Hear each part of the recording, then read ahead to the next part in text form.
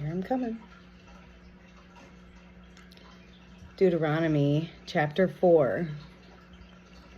Now therefore hearken, O Israel, unto the statutes and unto the judgments which I teach you, for to do them, that you may live and go in and possess the land which the Lord God of your fathers gives you. You shall not add unto the word which I command you, neither shall you diminish it,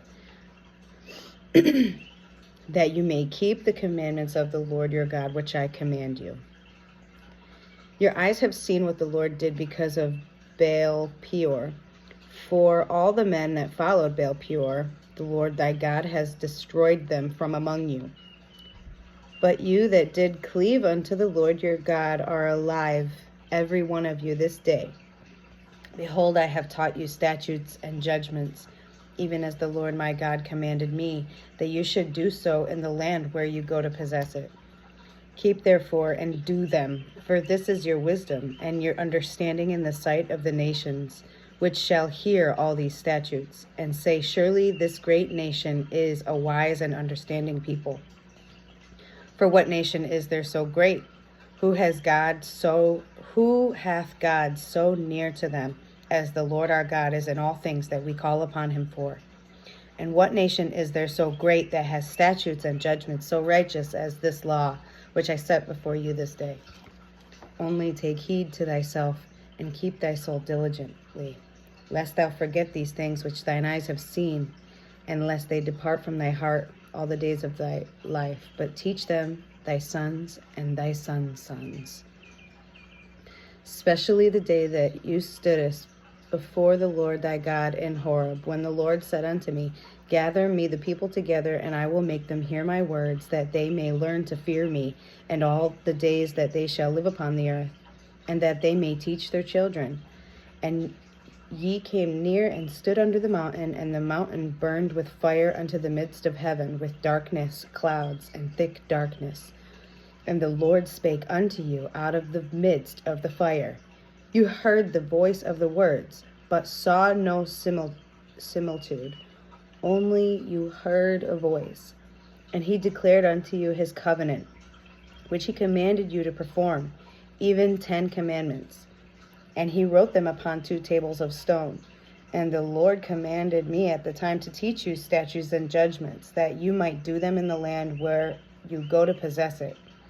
Take you therefore good heed unto yourselves, for you saw no manner of similitude on the day that the Lord spoke unto you in Horeb out of the midst of the fire, lest you corrupt yourselves and make you a graven image, the similitude of any figure, the likeness of male or female, the likeness of any beast that is on the earth, the likeness of any winged fowl that flieth in the air, the likeness of anything that creepeth on the ground, the likeness of any fish that is in the waters beneath the earth. And lest thou lift up thine eyes unto heaven, and when thou seest the sun and the moon and the stars, even all the host of heaven, shouldest be driven to worship them and serve them, which the Lord thy God hath divided into all the nations under the whole heaven. But the Lord has taken you and brought you forth out of the iron furnace, even out of Egypt, to be unto him a people of inheritance, as you are this day. Furthermore, the Lord was angry with me for your sakes, and sware that I should not go over Jordan, and that I should not go in unto the good land which the Lord thy God giveth thee for an inheritance. But I must die in this land, and must never go over Jordan. But you shall go over and possess that good land. Take heed unto yourselves, lest you forget the covenant of the Lord your God, which he made with you, and make you a graven image.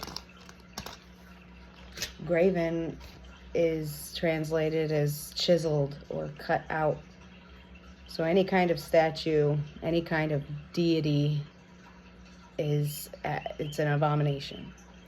The likeness of anything which the Lord thy God hath forbidden thee. For the Lord thy God is a consuming fire, even a jealous God. When you shall beget children, and the children's children, and you shall have remained long in the land, and shall corrupt yourselves, and make a graven image, or the likeness of anything, and shall do evil in the sight of the Lord thy God, to provoke him to anger, I call heaven and earth to witness against you this day, that you shall soon utterly perish from off the land whereunto you go over the Jordan to possess it. You shall not prolong your days upon it, but shall utterly be destroyed. And the Lord shall scatter you among the nations, and you shall be left few in number among the heathen, where the Lord shall lead you. And there you shall serve gods, the work of men's hands, wood and stone, which neither see nor hear nor eat nor smell. Remember leaving cookies and milk out for Santa Claus or carrots for the Easter Bunny? They did the same thing thousands of years ago to gods. They would leave food out. It's a tradition. It's a staple. And it's something that was carried over into our culture, and we know we never made that connection. For years. All right, where was I? But if from thence you shall seek the Lord thy God, you shall find him, if you seek him with all your heart and with all your soul. When you are in tribulation, and all these things are come upon thee, even in the latter days, if thou turn to the Lord thy God, and shall be obedient unto his voice. For the Lord thy God is a merciful God. He will not forsake thee, neither destroy thee, nor forget the covenant of thy fathers which he sware unto them.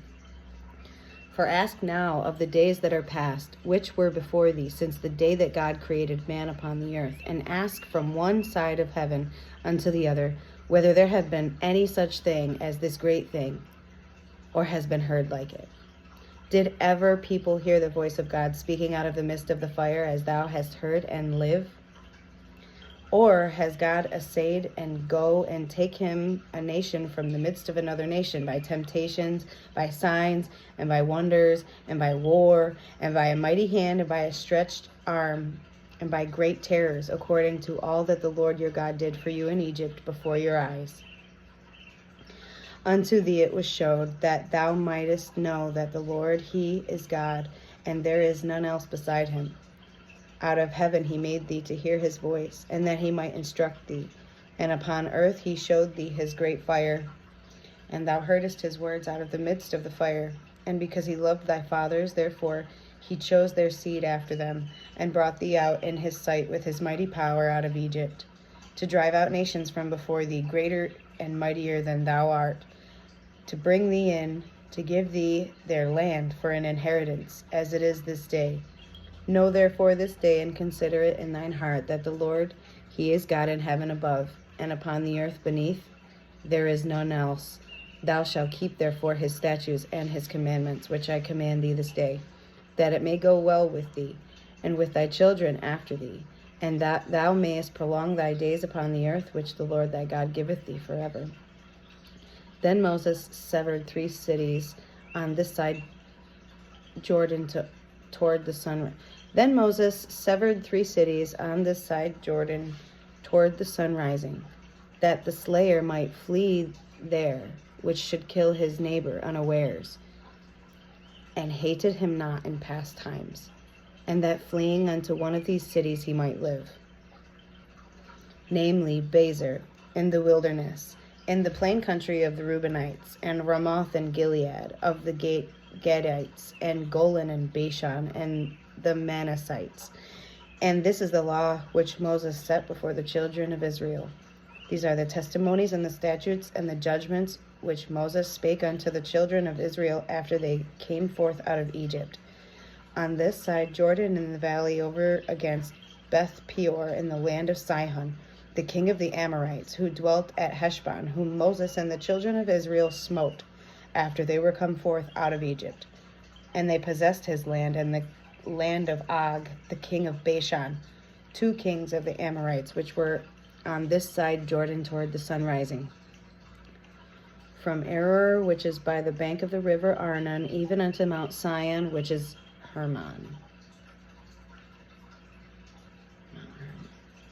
And all the plain on this side Jordan eastward, even unto the sea of the plain, under the springs of Pisgah. Okay. The book of Deuteronomy has lots of blessings and curses in it. It's going to tell you what to do and what not to do specifically, very specifically. And it's going to give you instructions on how to how to break generational curses, the things that our fathers and forefathers have done to curse us, essentially, before we even got here, and put us in a place of ignorance right from the get-go, so that we had to do all this hard work to get back to here. But there is no other work like this, because it is all laid out for us. And as you can see, there were people that left Egypt and knew that they were not going to live to make it to the land that was promised to them, but their children would make it. And because of their